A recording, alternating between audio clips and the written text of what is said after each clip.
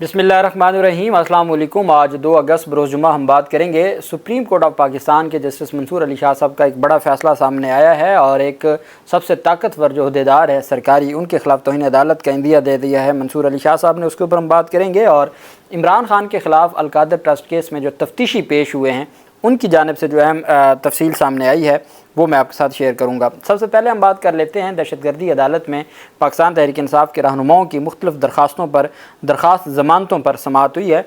लाहौर की इंसदाद दहशतगर्दी अदालत में 9 मई जलाओ गिराव के मुकदमात में जो अपोजिशन लीडर हैं पाकिस्तान तहरीक इंसाफ के कौमी असम्बली में, उनके और फवाद चौधरी समेत दीगर की अबूरी ज़मानतों पर समाअत हुई है। उमर अयूब और इसके अलावा उमर अयूब पर थाना अस्करी और थाना शादमान जलाओ गिराव के मुकदमात थे, उसमें पेश हुए। फवाद चौधरी, मुसरत चीमा वगैरह भी अदालत में पेश हुए और उनकी जानिब से हाज़िरी मुकम्मल करवाई गई। अदालत ने पुलिस से मुलज़मान की तफ्तीश से मुतल्लिक़ रिपोर्ट तलब कर ली। अब आप अंदाज़ा लगाएं, 9 मई 2023 के वाक़यात हैं और 2 अगस्त 2024 आ चुकी है और अभी तक तफ्तीश ही नहीं मुकम्मल हुई। और जहाँ चालान जमा हुए हैं वहाँ चालान भी अबूरी चालान जमा हुए हैं।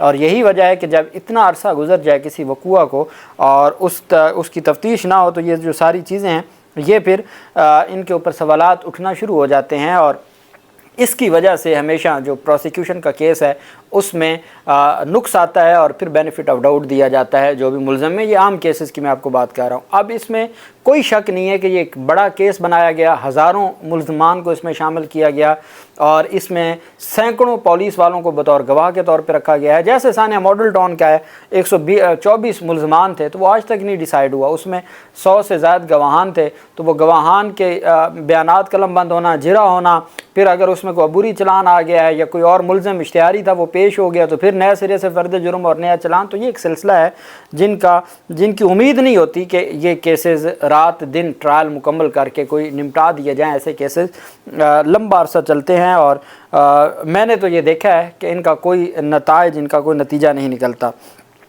दूसरी तरफ अलकादर ट्रस्ट केस में तफ्तीशी अफसर आईओ, जो जिसको इन्वेस्टिगेशन ऑफिसर कहते हैं और ट्रायल में उसको आईओ कहा जाता है, आईओ की स्टेटमेंट रिकॉर्ड हुई है और आईओ ने जो बयान दिया है इमरान खान के ख़िलाफ़ वो इंतहाई अहम है और उसमें जो तफसील दी गई है। इन्वेस्टिगेशन ऑफिसर नैब के उनकी जानिब से इमरान खान के ख़िलाफ़ अलकादर ट्रस्ट केस जो 190 मिलियन पाउंड स्कैंडल केस है, जब आईओ का बयान रिकॉर्ड हो जाए तो क्रिमिनल लॉ में कहते हैं कि जब एविडेंस कंप्लीट होने वाली होती है तो आखिर में आईओ का बयान रिकॉर्ड होता है या उसके बाद कोई छोटे गवाहान 1-2 रह जाते हैं, लेकिन आईओ का जब बयान हो जाए तो ये नज़र आ जाता है कि कंक्लूजन की तरफ जा रहा है ट्रायल और अब ट्रायल फाइनल स्टेज पर पहुँच गया है। आईओ कहते हैं कि 190 मिलियन पाउंड स्कैंडल में ये डिप्टी डायरेक्टर नैब हैं मियां उमर नदीम, उन्होंने अपना बयान रिकॉर्ड करवाया। ये चीफ एग्जामिनेशन है और फिर उसके बाद जिरा पाकिस्तान तहरीक इंसाफ के वकला करेंगे। इन्वेस्टिगेशन ऑफिसर ने कहा अब जो इन्वेस्टिगेशन ऑफिसर का बयान है ये बेसिकली सरकार का मुकदमा है, यही रेफरेंस होता है, यही अब वो बयानात गवाहान के भी इसी तरह के कलम बंद। आपको याद होगा परवेज़ खट्टक केस में बार बार परवेज़ खट्टक ने अपने चीफ एग्जामिनेशन में कहा था कि आईओ ने मुझसे ये कहा कि इमरान खान ने ये किया, आईओ ने मुझसे ये कहा कि इमरान खान ने ये किया। तो वो तो खैर उसकी हद तक तो एविडेंस वैसे ही ख़त्म हो गई क्योंकि वो इमरान खान पे इल्ज़ाम नहीं लगा रहा बल्कि वो कहता है मुझे इन्वेस्टिगेशन ऑफिसर ने कहा कि ये हुआ, उसने ये कहा कि ये हुआ। तो वो इन्वेस्टिगेशन ऑफिसर ने कहा कि मुझे रेफरेंस पर इंक्वायरी का अख्तियार 7 दिसंबर 2022 को दिया गया जबकि तफ्तीश 28 अप्रैल 2023 को शुरू की गई। तफ्तीशी अफसर ने कहा कि रिकॉर्ड के मुताबिक काबीना ने बैरून मुल्क असासों की रिकवरी के लिए रिकवरी यूनिट की मंजूरी दी। नेशनल क्राइम एजेंसी के कंट्री मैनेजर उस्मान अहमद को मिर्ज़ा शहजाद अकबर की हदायत पर खुफिया तौर पर खतूत लिखे गए और मुजरमाना सरगर्मियों की आमदनी को मुंजमद करने के लिए नेशनल क्राइम एजेंसी ने फ्रीजिंग ऑर्डर हासिल किए। प्राइवेट सोसाइटी ने 4 अप्रैल 2019 से 30 अप्रैल 2019 के दरमियान 458 कनाल 4 मरले 58 मुरबा फुट अराजी खरीदी। अलकादर की बैरिया टाउन के हवाले से कहा जा रहा है। तफ्तीशी अफसर कहते हैं कि ख़रीदी गई अराजी मुलज़म जुल्फ़ी बुखारी के ज़रिए अलकादर ट्रस्ट यूनिवर्सिटी को मुंतकिल की गई। अब रकबा था किसका? बहरिया टाउन का। وہ بیریا ٹاؤن کا رقبہ خریدا کس نے؟ زلفی بخاری نے۔ زلفی بخاری نے وہ القادر ٹرسٹ کے نام کروا دیا۔ اب اس پوری ٹرانزیکشن میں عمران خان یا ان کی اہلیہ کے نام پہ کچھ بھی ٹرانسفر نہیں ہوا، یہ وہ اپنے بیان میں کہہ رہے ہیں۔ وہ کہتے ہیں کہ بیریا ٹاؤن نے خریدا اور زلفی بخاری کو وہ ٹرانسفر ہوا۔ 458 کنال سے زائد اراضی ٹرسٹ کے وجود میں آنے سے پہلے ٹرانسفر کی گئی۔ اراضی منتقلی کے بعد زلفی بخاری، شہزاد اکبر اور پراپرٹی ٹائکون ملک ریاض، انہوں نے عمران خان سے ملاقات کی۔ بنی گالہ میں 11 جولائی 2019 کو رقم پاکستان کی ملکیت ہونے پر عمران خان کو بدنیتی پر مبنی نوٹ لکھا گیا۔ تفتیشی افسر نے بتایا کہ بدنیتی پر مبنی نوٹ 3 دسمبر 2019 کو کابینہ اجلاس میں منظوری کے لیے پیش کیا گیا اور بدنیتی پر مبنی نوٹ کو بند لفافے میں کابینہ میں پیش کیا گیا اور اس کی منظوری کے لیے اصرار کیا گیا۔ ٹرسٹ ڈیڈ پر ضیاء المصطفیٰ نسیم نے بطور گواہ دستخط کیے، اس پر وزارت خزانہ، وزارت خارجہ اور وزارت قانون کی رائے نہیں لی گئی۔ بیان میں کہا گیا کہ ٹرسٹ میں ترمیم کر کے عمران خان، بشرا بی بی اور زلفی بخاری کو اس میں شامل کیا گیا۔ ٹرسٹ کے قانونی مراحل طے کرنے کے لیے ڈاکٹر بابر اعوان، زلفی بخاری کو ٹرسٹ میں شامل کیا گیا۔ کچھ ہی عرصے کے بعد عمران خان نے دونوں کو فارغ کر کے ٹرسٹ کا پورا کنٹرول سنبھال لیا۔ بشرا بی بی نے 24 مارچ 2021 کو عطیہ اقرار نامہ پر دستخط بھی کیے۔ القادر ٹرسٹ کی آڑ میں 240 کنال اراضی پراپرٹی ٹائکون کے بیٹے نے فرخ شہزادی کے نام پر منتقل کی۔ عمران خان اور بشرا بی بی اراضی کی فروخت کے حوالے سے ثبوت فراہم کرنے میں ناکام رہے۔ اب وہ الگ سے ملزم ہیں جن کو فرنٹ مین بنایا ہوا ہے اور وہ ان کا الگ سے معاملہ ہے، لیکن کہا گیا کہ عمران خان اور بشرا بیگم یہ تفصیلات دینے میں ناکام رہے۔ انویسٹیگیشن آفیسر نے کہا کہ عمران خان اور بشرا بی بی کو ثبوت فراہم کرنے کے لیے متعدد نوٹسز کیے گئے لیکن تعاون نہیں کیا گیا۔ ملزمان نے ریاست پاکستان کے لیے فنڈز کی منتقلی کے ثبوت پیش کرنے میں بھی مکمل طور پہ ناکام رہے۔ اب وہ جو 190 ملین پاؤنڈ ہے وہ مبینہ طور پر یہ کہا جاتا ہے کہ وہ منی لانڈرنگ کے ذریعے بیرون ملک بھجوایا تھا ملک ریاض نے۔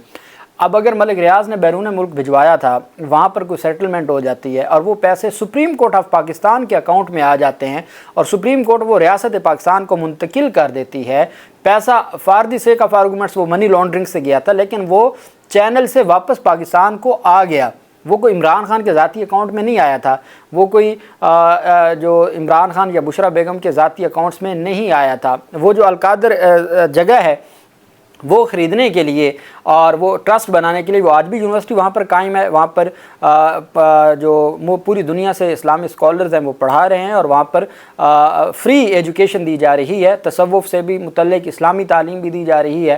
اب اس میں عمران خان اور بشرا بیگم ٹرسٹی ہیں اور اس میں لکھا ہوا ہے کہ ان کے کوئی فائنینشیل بینیفٹس نہیں ہوں گے، نہ وہ جائیداد کا ان کے ساتھ کوئی لینا دینا، نہ اس کے فائنانس کا کوئی لینا دینا۔ یہ نیب کا اپنا گواہ پہلے بیان دے گیا۔ تو جب یہ ساری چیزیں ہوں اس کے باوجود یہ کہنا کہ جی انہوں نے ثبوت نہیں دیے اور ریاست پاکستان کے لیے جو فنڈز کی منتقلی کے ثبوت ہے وہ بھی پیش کرنے میں ناکام رہے۔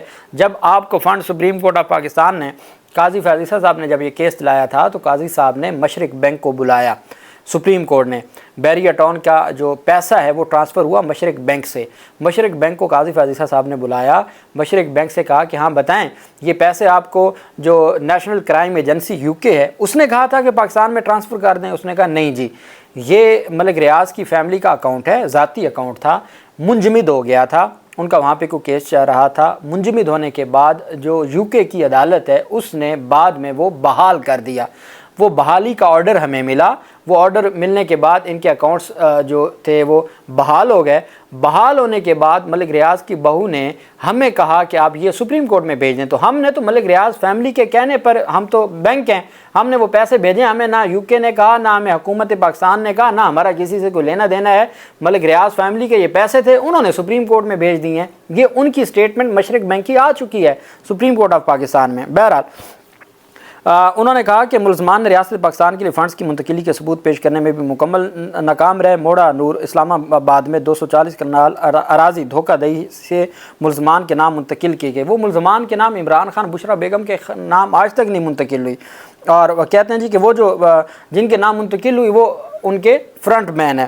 تفتیشی افسر ڈپٹی ڈائریکٹر نیب میاں عمر ندیم نے 30 جولائی احتساب عدالت کے جج محمد علی وڑائچ کے روبرو یہ بیان ریکارڈ کروایا تھا جس کی تفصیلات اب سامنے آئی ہیں۔ یہ عمران خان کے خلاف ٹوٹل بیان ہے پورے اس مقدمے کا۔ موسمیاتی تبدیلی سے متعلق جسٹس منصور علی شاہ صاحب کی جو ججمنٹ ہے وہ سامنے آ گئی ہے۔ تحریری حکم نامہ سپریم کورٹ آف پاکستان نے موسمیاتی تبدیلی اتھارٹی کیس میں 30 جولائی کی سماعت کا تحریری حکم نامہ جاری کرتے ہوئے سیکرٹری وزارت موسمیاتی تبدیلی کے خلاف توہین عدالت کی کارروائی کا اندیہ دے دیا، جبکہ عدالت نے اب کس کے خلاف سیکرٹری وزارت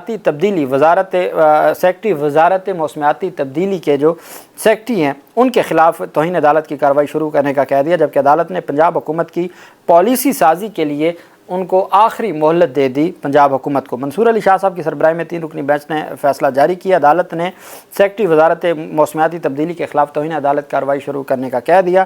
تحریری حکم نامے میں کہا گیا کہ 1 جولائی کو 15 دن میں موسمیاتی تبدیلی اتھارٹی فعال کرنے کا حکم دیا گیا تھا۔ 1 ماہ گزرنے کے باوجود موسمیاتی تبدیلی اتھارٹی فعال کرنے پر پیش رفت نہ ہو سکی۔ مونسون سیزن شروع ہو چکا ہے، اس لیے عدالت جلد اتھارٹی فعال دیکھنا چاہتی ہے۔ عدالتی حکم نامے میں کہا گیا کہ وزارت کلائمیٹ چینج موسمیاتی تبدیلی اتھارٹی فعال کرنے میں سنجیدہ نظر نہیں آتی۔ 15 اگست تک اتھارٹی فعال نہ ہوئی تو سیکرٹری موسمیاتی تبدیلی ذاتی حیثیت میں سپریم کورٹ میں پیش ہوں۔